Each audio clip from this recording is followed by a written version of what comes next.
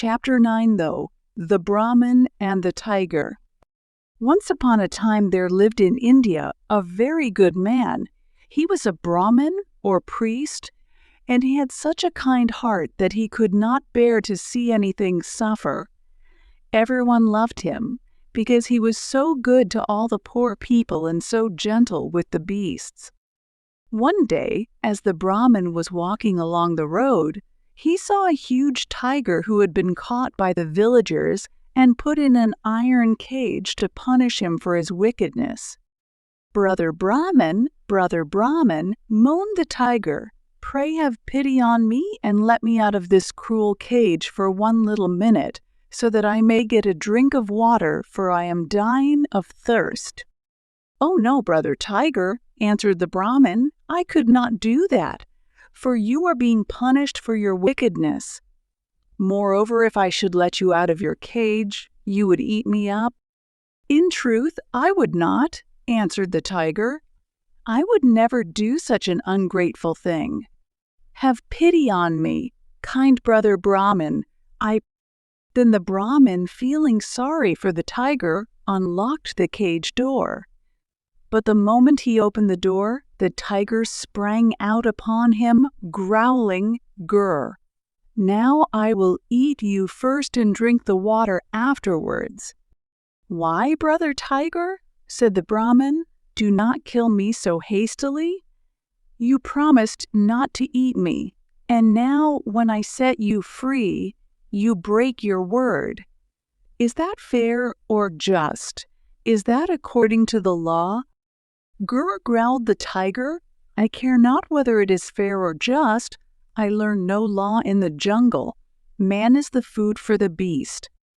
"But, Brother Tiger, you must listen to reason," said the Brahmin.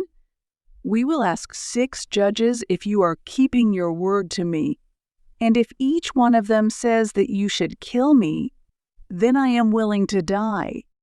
"Very well," agreed the tiger. "We will ask the judgment of 6, and if they all say that you are to die, I shall kill you. But if any one of them grants you your life, I will have to let you go." So the Brahmin and the tiger walked to a banyan tree, and the Brahmin said, "Oh, banyan tree, hear and give judgment." "On what must I give judgment?" asked the banyan tree. "This tiger was caught in a cruel cage," said the Brahmin. "He was thirsty and begged piteously for a drink of water. He promised not to hurt me if I set him free, but when I did so, he sprang upon me to kill me. Do you think it fair and just for him to break his word?" The banyan tree rustled his leaves and whispered in a mournful voice, "Men take shelter under my boughs from 69, the scorching rays of the sun. Yet when I have protected them and they are rested, they break my pretty branches and scatter my leaves and take my fruit. Men certainly are an ungrateful race. So I say, let the tiger eat the Brahmin." "Now, Brother Brahmin," growled the tiger, "I shall eat you." "One moment, Brother Tiger," begged Brahmin. "We agreed to ask 6 judges, and we have had the opinion of only one. You must not eat me yet." "Very well," said the tiger, and they went on till they met a camel. Brother Camel," cried the Brahmin, "hear and give judgment." The Brahmin then told how he had opened the cage door for the tiger, and how the tiger had broken his word. "Do you call that just or right, Brother Camel?" asked the Brahmin. "As just and right as I am treated by man," snorted the camel, gnashing his teeth in rage. "When I was young and strong and could carry a heavy load for my master, he took care of me and gave me food and shelter. Now I am old and have lost my strength in the service, and so he overloads me, starves me, and beats me. Men are an unjust and cruel race. So I say, let the tiger eat the Brahmin." "Now, Brother Brahmin," growled the tiger, I shall eat you." And he sprang towards the Brahmin. "Stop, brother tiger, stop," said the Brahmin. "We have heard only the judgment of "Very well," answered the tiger. At a little distance they found a poor old bullock lying by the side of the road. Brother Bullock," said the Brahmin, "hear and give judgment." Then the Brahmin explained the whole story again and said, "Do you call that fair or just?" "When I was able to work," answered the bullock, "my master fed me and treated me very carefully.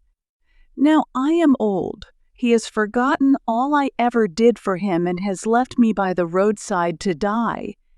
Men show no mercy to the beasts. So I say, let the tiger eat the Brahmin." "You hear that, brother Brahmin?" growled the tiger. "Now I shall eat you up. Pray, brother tiger, have patience. We have met only half of our judges. I still have 3 men." "Very well," answered the tiger, and they went on together. After a time, they saw an eagle flying through the air. Brother Eagle," shouted the Brahmin, "fly down here and give judgment." The eagle came soaring slowly down and sat upon a rock. Then the Brahmin told his whole story and said, "Do you think that it is fair or just of the tiger to eat me after I set him free?" "Well," answered the eagle, "men are not fair nor just to me. Whenever men see me, they try to shoot me, and they climb the rocks to spoil my nest and steal my little ones.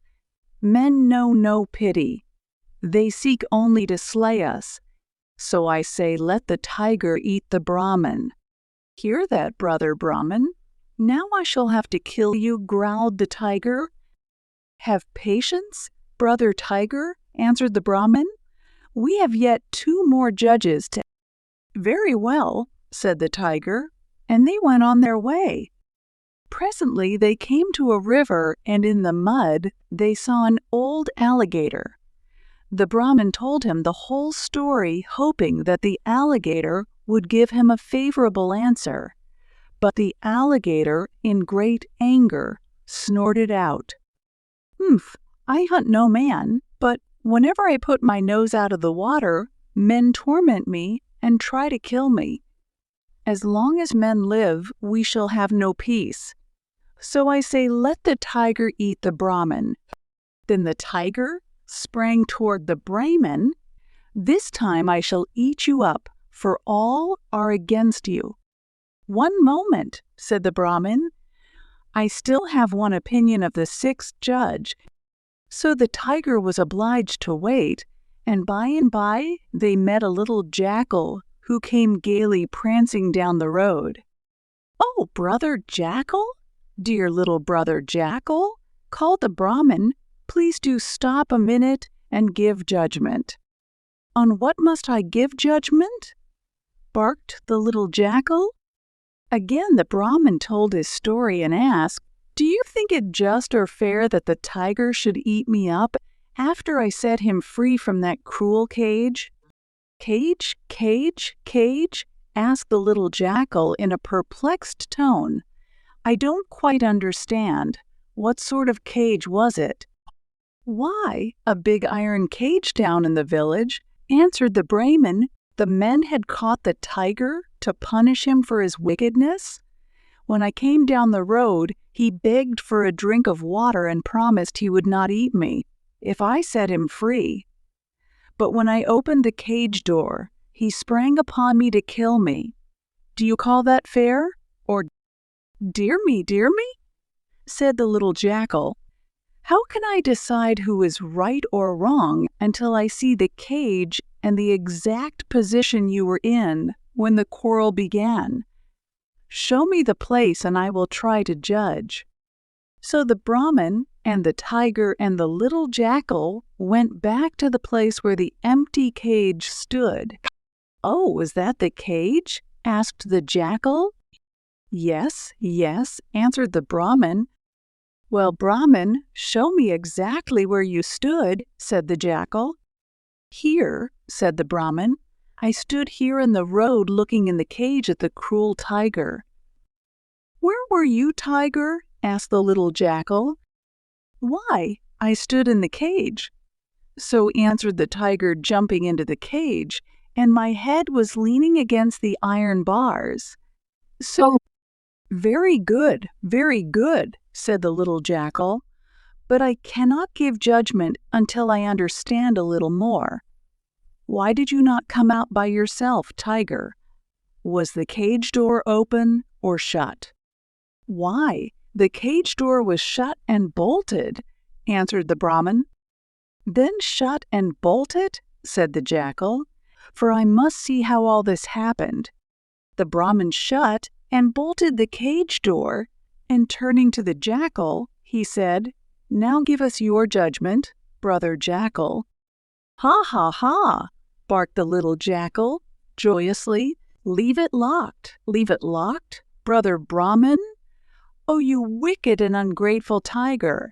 After the good Brahmin was kind enough to open the cage door, was it fair or just for you to spring upon him to kill him? You may stay in that cage all the rest of your life.